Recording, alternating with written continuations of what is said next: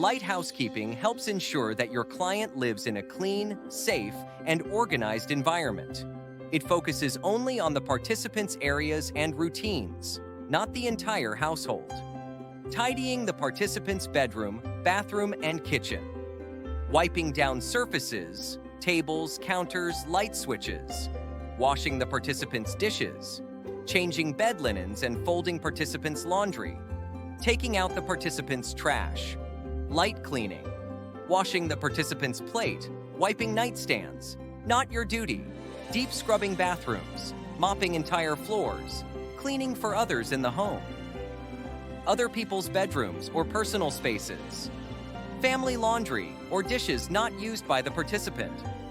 Garages, storage areas, or general household clutter. Always ask before rearranging, discarding, or moving belongings. Respect the client's routines, preferences, and decision-making.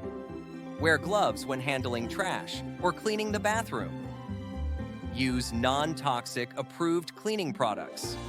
Focus on disinfecting high-touch areas, doorknobs, remotes, phones, switches. Never leave cleaning supplies within the participant's reach.